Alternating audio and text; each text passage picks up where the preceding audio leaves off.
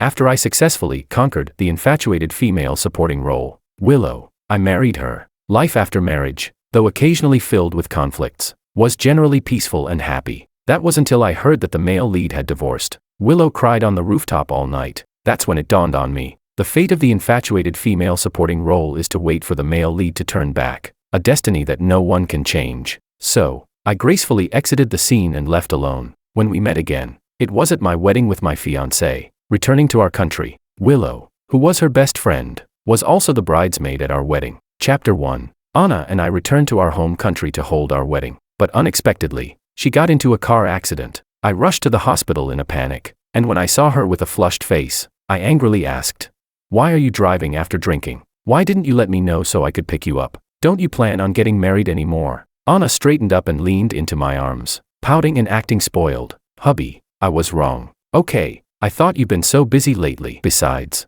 it was my friend driving. She wasn't drinking. Who would have known something like this would happen?" As soon as she finished speaking, there was a sound from the next bed. My fiancé yanked aside the curtain and said irritably, "Is she awake? Good. Then hurry up and tell my husband the truth. If he gets mad and doesn't want me anymore, you're dead." I sighed helplessly. Even at a time like this, she's still so carefree. Her friend remained silent. Anna glanced over, and just one look made her frown. She disapprovingly said, "Willow, what are you looking at?" Upon hearing this name, my heart tensed. Could it be? My body stiffened. I slowly turned around. The moment I locked eyes with the woman, my breath hitched. Willow, my ex-wife, the woman I once tried to conquer. Chapter 2. When I arrived in this world, the male and female leads had already developed feelings for each other. Willow was very depressed, and her grades had plummeted. I had to follow the system's requirements to conquer her in order to survive. For this, I used every means possible. She liked the male lead, a sunny, cheerful, and warm guy. So, I tried to mold my personality in that direction. Every day, I relentlessly tried to talk to her, bring her breakfast, surprise her on holidays. Even if she gently rejected me, I pretended not to understand, persistently following her around. But in reality, I was a quiet, introverted person. No matter how hard I tried to act, it was always superficial in the end. I once thought that conquering her was hopeless. Then one day, the system suddenly spoke. "Host, your conquest value has reached 100. Congratulations. You have obtained permanent residency in this world."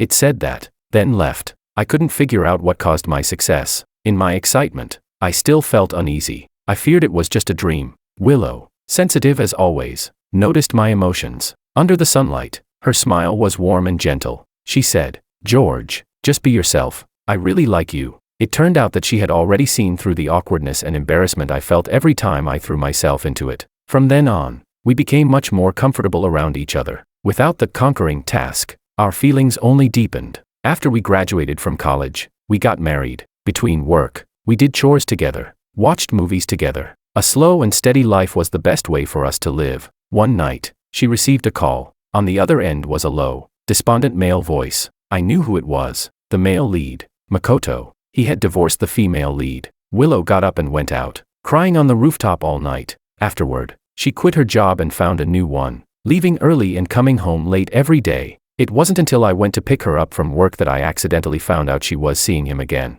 Willow had become Makoto's assistant. I couldn't tell if I was more sad or relieved. I thought maybe it was time for me to change my way of life. We didn't like to argue, so when I proposed a divorce, she didn't hesitate to agree. As for the division of assets, she voluntarily said she didn't need anything except what was rightfully hers. So, with the bonus from my successful conquest, I could say that I had gained a new life through her, without much of the struggle I had expected. I sincerely wished her happiness, and 5 years later, I found my own happiness. But fate had other plans. Willow is the best friend Anna mentioned before returning to her country. Chapter 3. The intensity of Willow's gaze on my face was too strong to ignore. Even Anna noticed something was off. She furrowed her brows, and her voice became cold. Anna asked, "Do you know George?" Hearing my name, Willow's lashes fluttered. Her pale lips lost even more color. But I spoke first.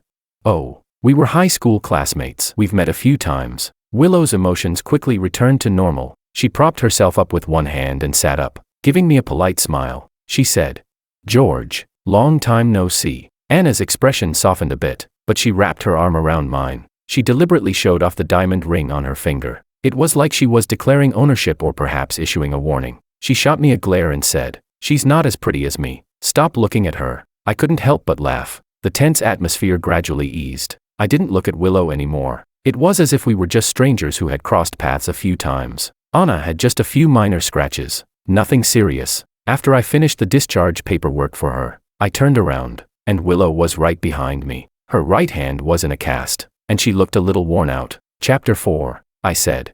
We'll talk about our past once Anna and I go abroad. Otherwise, with her personality, I pressed my fingers to my temples, feeling a bit helpless. Anna was someone who was very clear about her likes and dislikes. Her emotions were always written all over her face. She knew I had been married before, but she didn't know that my ex-wife was Willow. I was worried that if I told her now, it would cause conflict between the two of them, and it might even lead to more trouble. Willow suddenly spoke. Do you really like her? Her question caught me off guard. I hesitated for a moment and replied, yeah. It still felt weird talking about this with an ex. The air went silent for a moment. I had just stood up when a man's figure rushed toward us. He passed by me and went straight to Willow, naturally pulling her in to check on her. The man frowned and said, Willow, why didn't you tell me about the car accident? Is your hand injured? Is it serious? Will it affect your work? It was Makoto. Time had passed, but he was still as handsome and charming as ever, though now with a bit more maturity and composure. Willow gently pushed him away. She said, I'm fine. Makoto paused, and only then did he notice me. His expression changed slightly, but he forced a smile. He said, George, long time no see. I nodded, thought for a moment, and decided to explain. We just bumped into each other and chatted a bit. I'm back here to get married. He nodded and said, I see. He subtly let out a sigh of relief. Willow bit her lip, and her left hand, which was resting at her side, curled slightly. Chapter 5. That evening, Anna leaned against me while we watched a horror movie. The plot was so boring that neither of us was very interested. I wasn't sure whether I should tell her now, but Anna suddenly spoke up. She said, let's not have Willow as my maid of honor. I inexplicably breathed a sigh of relief. I asked her, what's wrong? Anna nudged my neck with her nose. She said, she's injured, it's inconvenient, and it has bad connotations. It might even jinx our perfect love. I looked at her in surprise. You're so superstitious. She snorted. You don't understand a woman's intuition. She added, and the way she looks at you is off. If I weren't so sensitive, there'd be no need to continue calling her a best friend. I expressionlessly turned my gaze away. It seemed better to wait until after the wedding to talk about it. Anna had been living abroad for a long time. Now that she was back,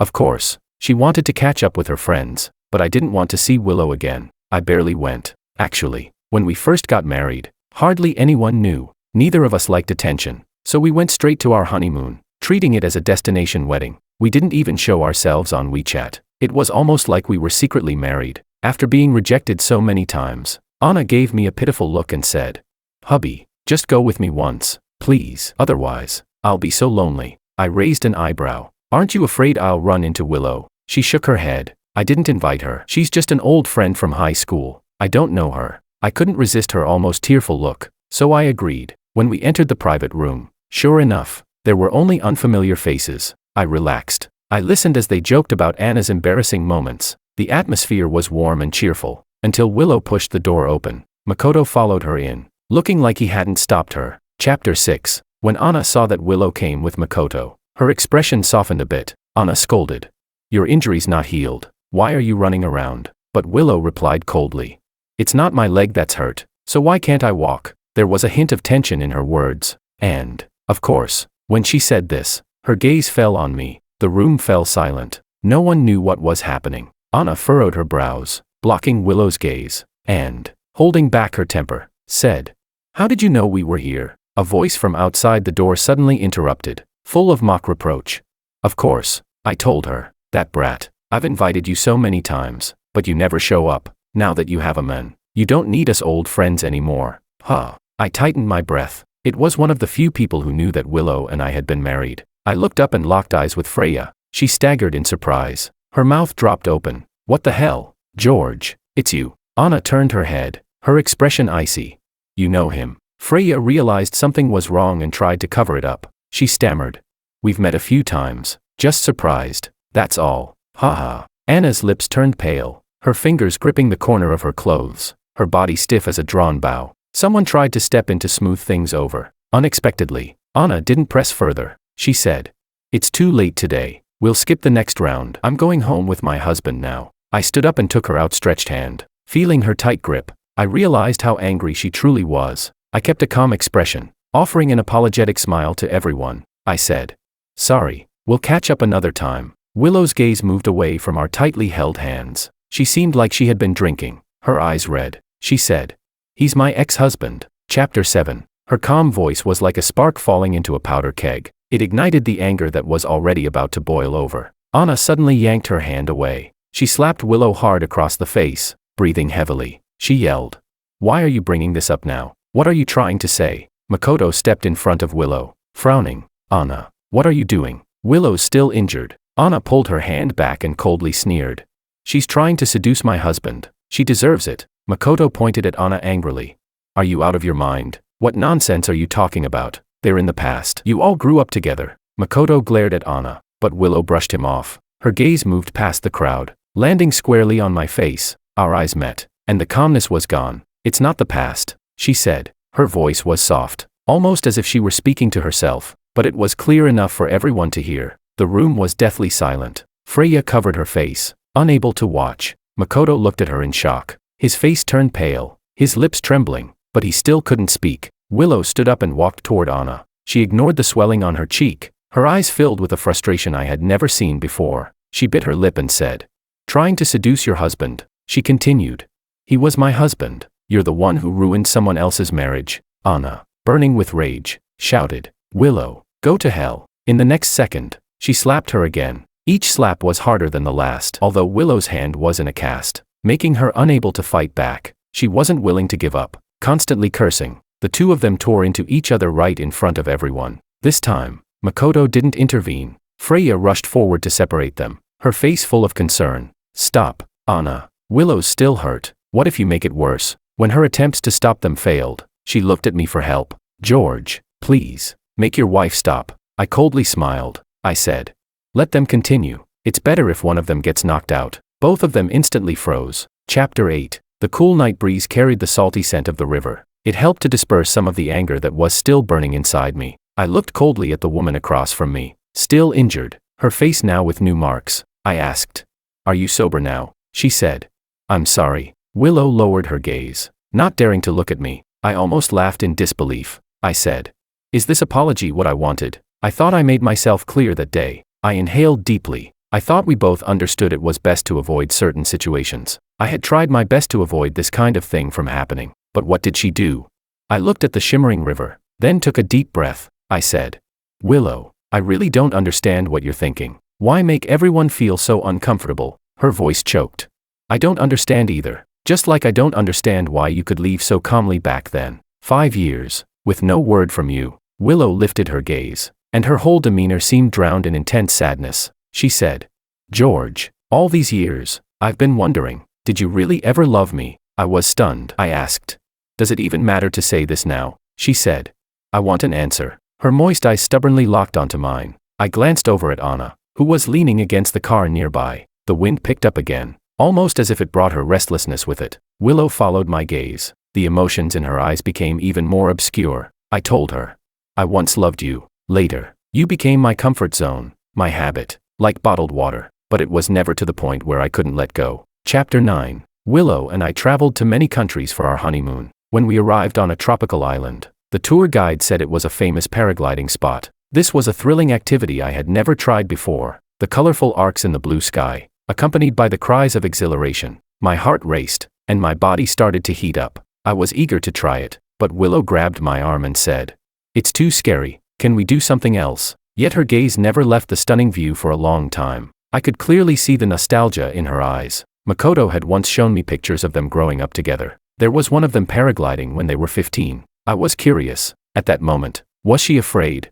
Or was she secretly cherishing the unique memory they shared? Later, I understood. Love becomes profound through differences. Willow was an outstanding interior designer, but after we got married, she didn't get involved in the decoration of our wedding home. At that time, I had a friend who mentioned how particular his fiancée was about the details of their wedding home's design, and I thought it was hard to understand. But after Makoto's divorce, Willow meticulously helped him design his new place. Every night, as she conceptualized the room designs, her eyes sparkled with a joy brighter than stars. That's when I realized she was designing their home according to their preferences because she wanted to have a long future with him. Makoto's ex-wife, who was the female lead of this world, came to see me once. She looked at me with pity. She said, "Your wife spends all her time with the men she once loved for years, and you don't mind at all." When Willow found out about this, she explained the situation to me. She said, "That woman cheated on Makoto, but kept clinging to him, saying that since Makoto hadn't thrown away his things, he must still have feelings for her. That's why I wanted to help Makoto change his home." "Hubby, don't misunderstand. She rarely showed signs of panic." I spoke gently. "It's okay, I don't mind." Willow seemed momentarily stunned. "I truly didn't mind. I've always been a passive person. I measure my feelings based on how others feel toward me. Just like her feelings toward me and Makoto always fluctuated, with some parts lighter and others heavier. My feelings for her were also like that. When Willow's feelings for me were the strongest, I loved her. Gradually, love turned into a habit, and living a simple life together seemed fine. But now, I felt more like I was embracing the freedom of breaking free from the chains. Both the male and female leads could break free from the established path and choose a different life. Why should I continue living this boiling frog life just out of habit? When the comfort zone is no longer comfortable. When habits no longer serve life. When I realize that bottled water isn't irreplaceable like tap water, and it's not as refreshing as beer or soda. I knew it was time to change my way of life. On our 3rd wedding anniversary, Willow had prepared a special dinner. When she saw me return empty-handed, she just frowned slightly. She said, "Tonight, it's just the two of us." I have something to say. We were still in sync, as always. My heart raced, and my body began to heat up. Just like when I saw the paragliders, except this time, I would take action. I nodded and said, "I also have something to say to you." In her expectant gaze, I smiled and pulled out a divorce agreement. I said, "Willow, let's get a divorce." Chapter 10. What did you say? Because whoever looks at you now seems like they're about to fall apart. Anna casually squeezed my hand, seeming unconcerned. But her tone couldn't hide the underlying bitterness. I could tell she was upset, so I held her hand tightly. "Do you want to know?" I asked. The driver raised the partition without a word. She blinked, turned her head away, yet couldn't hide the sense of grievance in her eyes. She said, "Never mind. It wasn't convenient to talk in the car anyway." I glanced at our hands, tightly intertwined, unwilling to let go, so I decided to leave it at that. When I input the gate code, the chandelier in the center of the hall lit up. At that instant, Anna threw herself into my arms like a koala, hanging onto me and kissing me. Anna had always been the more passive one, but today her emotions were unusually intense. Her kiss was fiery and urgent, tinged with a hint of panic, as though she were refusing to wake up from a dream destined to be lost. So I lifted her up onto the entrance cabinet, and we deepened the kiss. After the kiss ended, the lights went out, and the room returned to darkness. The house was quiet, with only the sound of our intertwined breathing. Her hands were on my shoulders, trembling lightly, as though she was trying to calm her rapidly beating heart from lack of oxygen. Suddenly, I felt a slight weight on my neck. A cool sensation brushed against my skin. It was Anna's tears. I asked, "What's wrong?" She turned her face away, not wanting me to see her cry. After a long time, I finally heard her soft voice. She said, "George, you won't leave me again, will you?" Chapter 11. 5 years ago, after the divorce and leaving the country, the first thing I did was complete the paragliding challenge I had once hesitated to try. Due to lack of experience, I got a bit injured on my knee after the thrilling experience, but I couldn't hide the excitement on my face. Anna reached out and helped me. That was our first encounter. We were strangers passing by, but we had a pleasant conversation. She thought of me as another extreme sports enthusiast. After adding me as a friend, she shared many videos and photos with me. We occasionally went rock climbing, surfing, and skiing together. The few months we spent together were more exhilarating than the first half of my life. Anna introduced me to her friends, slowly deepening my sense of belonging to this world. Once, after we became familiar with each other, one of Anna's close friends teased, "I've known her for so many years, with so many people chasing her, yet she's never brought anyone with her like this. You'd better hold on tight." I didn't respond to that. My previous marriage wasn't a bad experience, and I wasn't opposed to starting a relationship naturally this time. One day, during a rock climbing event, the safety gear failed, and she got stuck midair. At that moment, I couldn't explain why, but even though I was almost hit by falling rocks, I swung over and saved her without hesitation. Maybe it was the suspension bridge effect, but she kissed me on the lips the moment I saved her. A fleeting kiss. When we landed, I followed my heart and formally confessed to her. Anna's clear eyes reflected my own image. After a long while, she said, trembling, "No wonder Gina said today was my lucky day." Chapter 12. After we got together, Anna was almost always around me. She memorized all my likes and dislikes and refused to let me interfere with her daily life. Even when we were briefly apart, she would report every little detail to me. Our friends often said that her thoughtfulness and care for me were almost inhuman.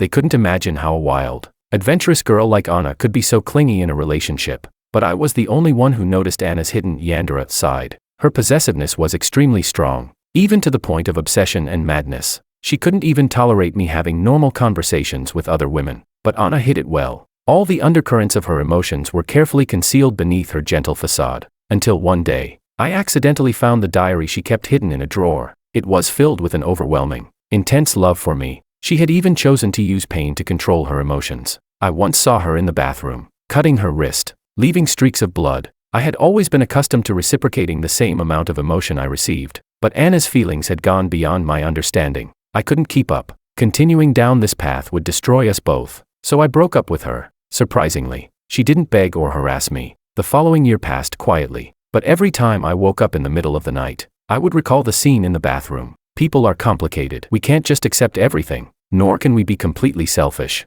Then, one day, I received an email from a ski resort. There was a graffiti wall there, and Anna and I had both participated in a one-year activity. The ski resort promised to send us updated photos of the graffiti wall every year. It was a promotional tactic, but also carried beautiful memories. I opened the email and stared at it for a long time. There were no traces of other visitors. It had become Anna's personal diary. The email was filled with detailed records of her life each week. She said she had listened to me and went to see a therapist. She said she had adopted a large orange cat and spent her free time taking it out to enjoy the sun. She said she had collected many rare horror films and hoped that one day we could watch them together. She said her cooking skills had greatly improved, and her friends all praised her. She said her wounds had scabbed over, and she wouldn't hurt herself anymore. A lump seemed to form in my chest, making it hard to breathe. I wasn't sad when I divorced Willow. I wasn't sad when I broke up with Anna either. So why now? All of a sudden, the sorrow hit me after the fact, threading through my heart. It turned out,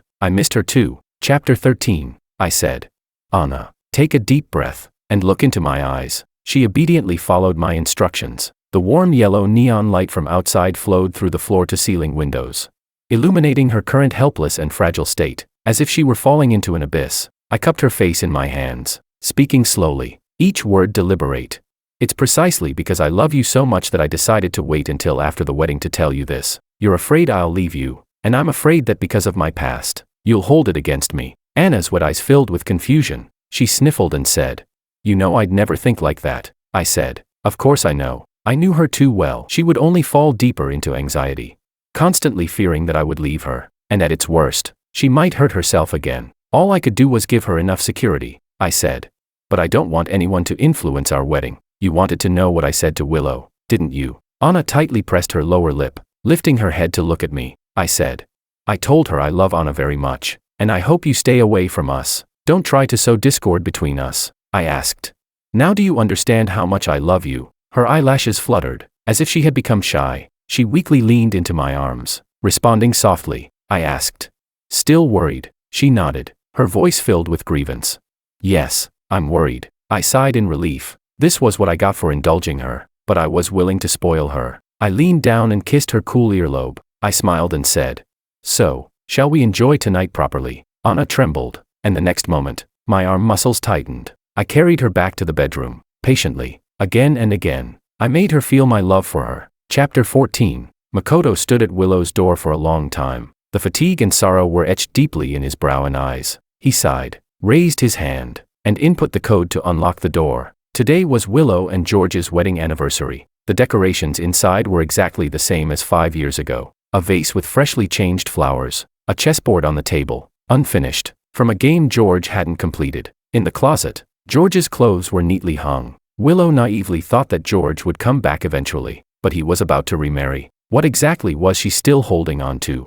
Makoto walked straight to Willow's art studio. Willow had the lights on, absorbed in her drawings, not even glancing at him. The wastebasket was full, with several crumpled draft papers scattered on the floor. The food on the table was cold. She hadn't touched it. She was stuck in here, drawing day and night. Makoto finally exploded. He shouted, You're not going to the office. You're not eating. What exactly are you doing? Willow's eyes were deeply bruised, but she didn't seem tired at all. Her voice was filled with longing as she said, I'm designing the wedding home for me and George. Makoto froze. He remembered the pain of being betrayed when he had just divorced, with no one to share it with. When he snapped back to reality, he had already called Willow. To him, Willow would always be his safe harbor. Makoto knew that Willow had feelings for him. Unable to reciprocate them, he had always felt guilty. That's why, when George appeared, he genuinely wished them well. He told George about Willow's favorite movies and novels, and shared her hobbies to help him understand her better. He even invited the four of them to travel together. But when he heard the news that they were together,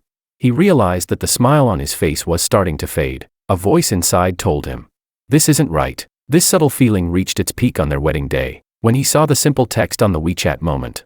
He felt a lump in his throat. He couldn't help but wonder, will Willow really fall for someone else? Will she still care about me like she did before? That answer came to him in that phone call. Her voice was as caring and thoughtful as always. No matter what he said, Willow would immediately be there for him. Makoto sighed in relief. A smile unconsciously appeared on his face, but then he realized something was off. Willow was already married. He wasn't a bad person, so how could he keep thinking about someone else's wife?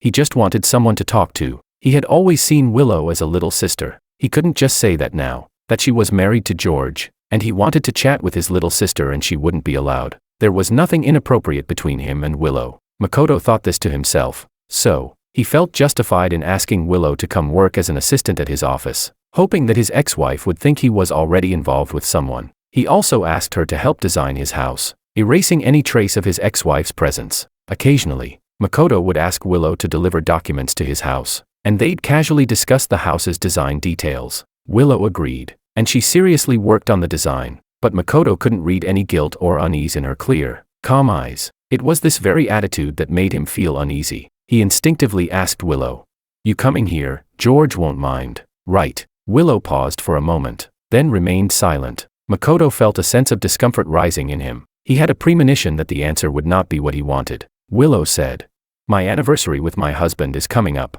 I've finished the design, and your ex-wife isn't bothering you anymore, so I guess I can quit now." Makoto's mind went blank. The days of coming and going together reminded him of the time when they were inseparable. Now, he finally realized how precious Willow's feelings for him were. Makoto didn't want to let go. Chapter 15. After learning about their divorce, Makoto was initially shocked, but soon a wave of uncontrollable pleasure surged within him. He didn't care about the reasons behind their divorce. With George gone, he could now, without hesitation, pursue Willow. They had grown up together, childhood sweethearts. Wasn't it completely normal to support each other through tough times?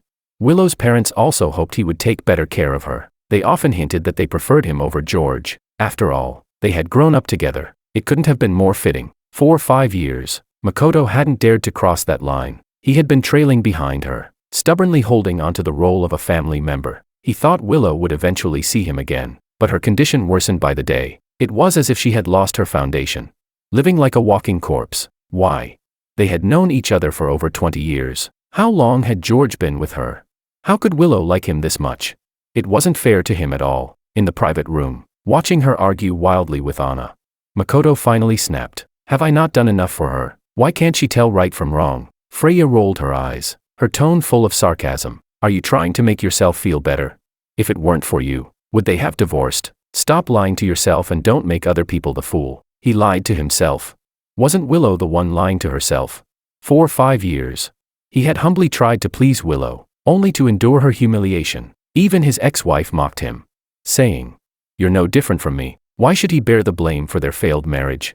He couldn't take it anymore. Chapter 16. The tension that had been building in Makoto's mind finally snapped with a loud crack. He kicked the table, knocking it over, then grabbed the design sketches Willow had made and tore them to pieces. Furious, he yelled, "Living like a saint while being a whore. What a joke. After all this, why are you still pretending to be pure? Are you telling me, when you found out I was married, you didn't feel anything? Are you telling me, when I invited you to be my assistant, you had no expectations? Are you telling me, when we were designing our new house, you didn't long for those moments when it was just the two of us? I don't know why you suddenly changed your attitude, but you must have wavered, right?" Makoto's words pierced through Willow's mind, each one like a needle. Her head throbbed painfully, and her stomach churned. She couldn't stop herself from bending over and gagging. Her body was so weak, she seemed to be nothing but skin and bones. Her throat felt like it was blocked with a lump of cotton. She couldn't throw up, nor could she swallow. Even breathing felt like torture. Willow slowly looked up at Makoto.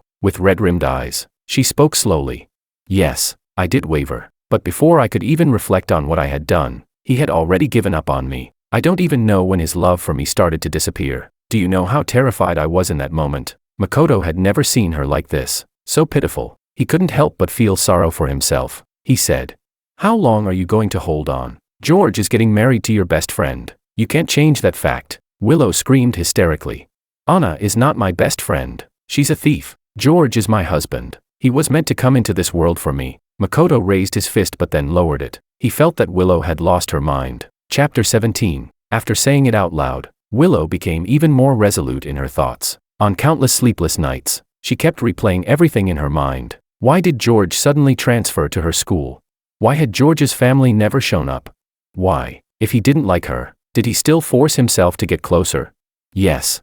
Willow had seen how George liked her, so she knew very well. George hadn't liked her at first. His approach had seemed more like he was fulfilling a task. Willow had seen his helpless expression when she rejected him. She'd also seen him blushing when giving her gifts. He smiled at her, but his eyes were full of despair. At that time, Willow didn't understand. Curiosity was the beginning of her downfall. She hadn't expected to actually fall for George. When did George really start liking her? Was it when she said, "Just be yourself, I really like you"? Willow loved the real him. That day, George had held her tightly, constantly repeating "thank you" over and over. As if she had saved his life, Willow's eyelid twitched. Whenever she tried to think about George's background, her mind became clouded, and she lost her sense of direction. Her sixth sense told her to confirm her suspicions. There was only one way. Willow lay down in a bathtub full of water. The sharp knife reflected her bloodshot eyes. But at that moment, she appeared vibrant, full of excitement. Without hesitation, Willow cut her wrist. A large amount of blood spread through the water. As she neared death, a barely audible sigh echoed in her mind. If I had known this would happen, why did I even try in the first place? Chapter 18. The day before the wedding, I went to check on the venue setup. As I stepped out of the elevator, I suddenly felt a sense of unease. I was about to call Anna to tell her to be careful, when the elevator dinged, signaling it had arrived. I looked up, and 3 men wearing masks blocked the doorway. In the next second, they lunged at me, and the air around me was filled with a strong, irritating smell. Everything went black, and I lost consciousness. I woke up with a pounding headache. The first thing I saw was an unfamiliar ceiling. A sound of a door opening followed. I sighed silently. A clear, cheerful voice came from the door. "Are you awake? Are you hungry? I'll make you your favorite omelette rice." The familiar voice made me momentarily disoriented. The sound of chains rattling brought me back to reality. I looked down to see heavy shackles locking my hands and feet, as if I were a prisoner. I sighed, unable to understand how Willow had become a Yandere. I said, "Willow, people's feelings change. I don't like omelette rice anymore." She looked terribly thin. Her eyes, usually filled with a gentle smile like spring water, were now hollow and sickly. Willow paused for just a moment, then curved her lips into a smile. "It's okay. I'll make whatever you want to eat." A wave of exhaustion washed over me. How did we go from parting on good terms to this? I asked.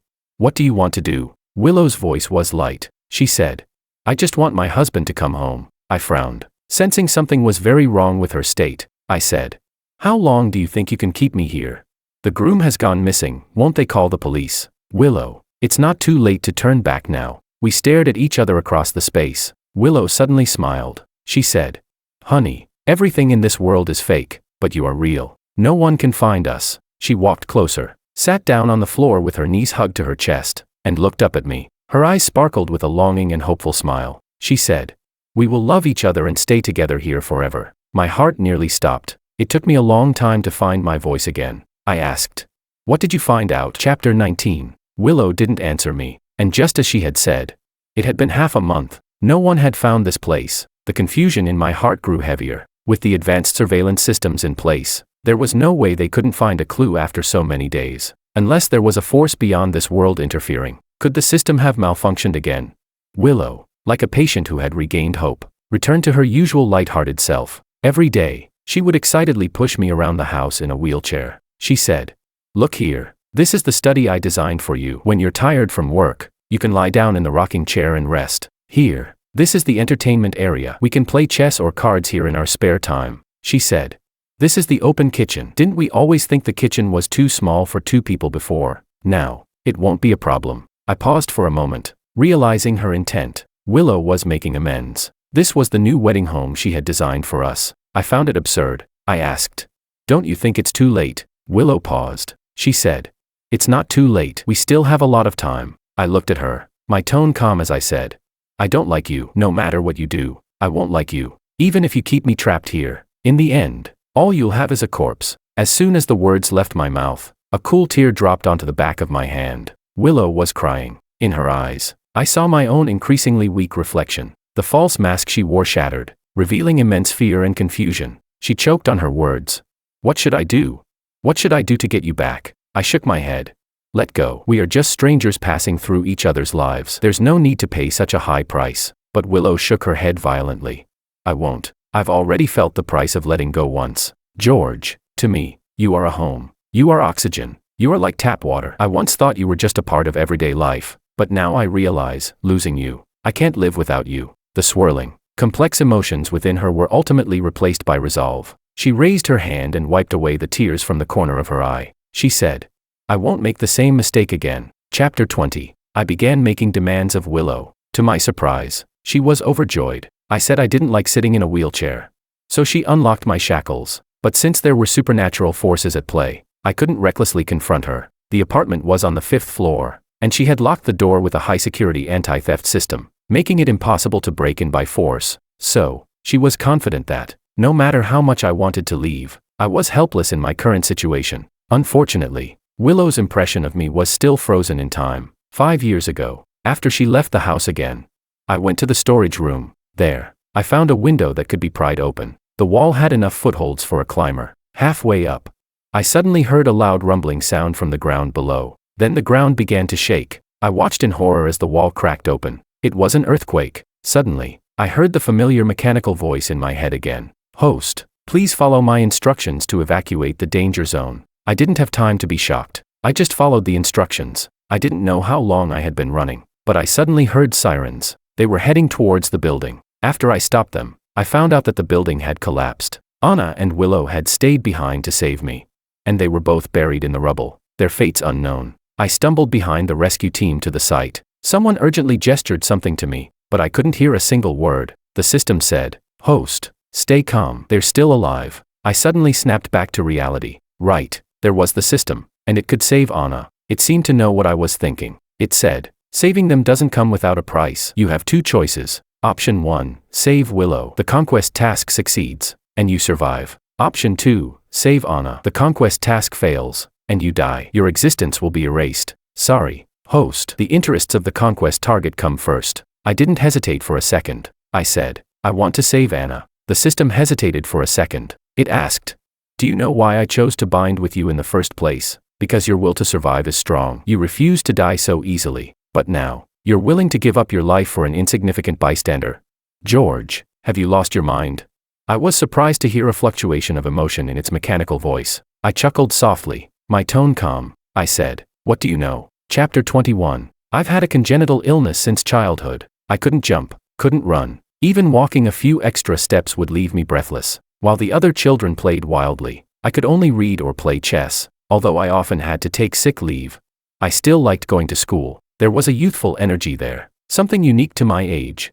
Unlike the dead, sterile ceiling of the hospital, the other kids were friendly to me. They privately called me young master. They admired my good family background, praised my manners, and said I was kind to others, but that was all. They would push and shove each other, but always acted cautious in front of me, afraid they'd hurt me. I had no friends. No one would be my friend. As my health continued to decline, I had to drop out of school and move into the hospital. Apart from taking medicine and undergoing tests, the most I could do was sit in a wheelchair and watch the dying tree outside my window. My parents visited me less and less. They had a new child. It was supposed to be a happy thing, but it only made me feel lonelier. Finally, after the last leaf fell from that tree, I slowly closed my eyes. The tree could wait for its rebirth next year, but I would never see the spring of my 17th year. Chapter 22. I was already dead in my original world. Even if I succeeded in my conquest, I couldn't go home. I had already accepted the gift of fate, marrying Willow and living a simple, quiet life. It was their detachment that gave me new inspiration. I didn't want to just get by anymore. I wanted to live a completely different life from before. I wanted to love someone with all my heart and also be loved back with all of theirs. Fortunately, I got both. I said, what do you know? I told the system.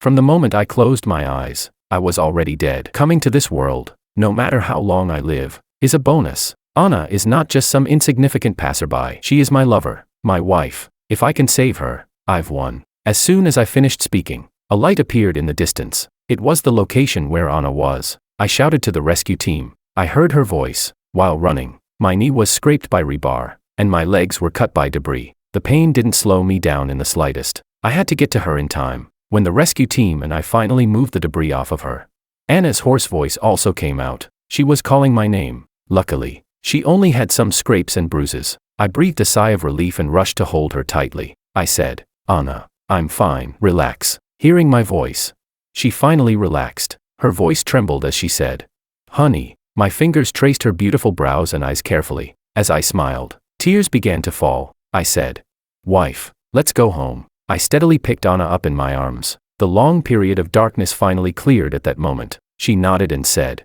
"Okay, let's go home." Chapter 23. Willow. You've lost the bet. Willow discovered the secret of this world. To prevent her from committing suicide, the system reluctantly made a deal with her. They made a bet. 1 month later, Willow would have to make George choose to save her at the moment of life and death. After all, to survive, he had once completed the conquest task even though he didn't like her. This time, it would be the same. Willow was confident, but she was wrong. The system made her hear the full conversation. He would rather give up his life than save her. He would save Anna. Willow's pupils trembled violently. At the same time, a dull pain spread across her chest. Why did Anna deserve such precious feelings?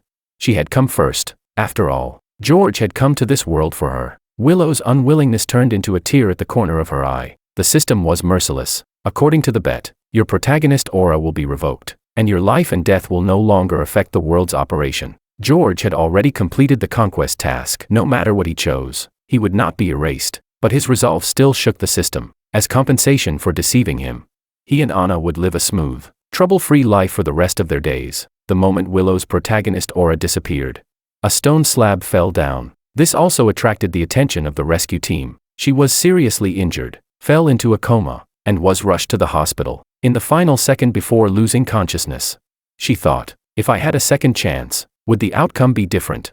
Chapter 24. Willow woke up in the hospital, but the people here seemed unable to see her. She could only drift around like a lost soul. Suddenly, her gaze was fixed on something, and she couldn't look away. The person sitting in the wheelchair had a pale face, like paper. He weakly stared at the withered tree outside the window.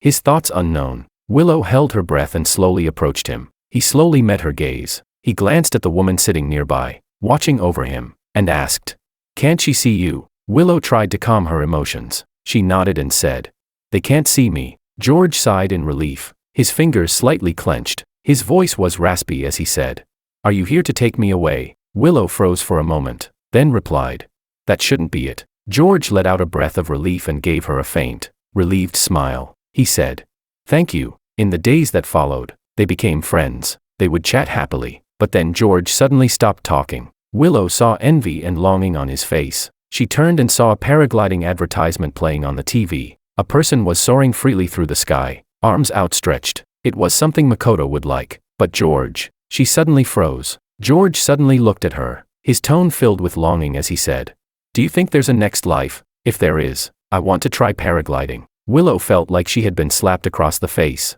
A sour, painful feeling spread throughout her body. She could barely breathe. So, his love for her had started to fade from that moment. George had said he didn't like the wheelchair. George had said he liked to run. George had said he liked climbing mountains. George had said he wanted to try paragliding. And what had she done? If, back then, she had said she wanted to go with him, would he have always loved her? George waved his hand in front of her face. With a puzzled look, he asked, "Are you okay?" Willow slowly looked at him.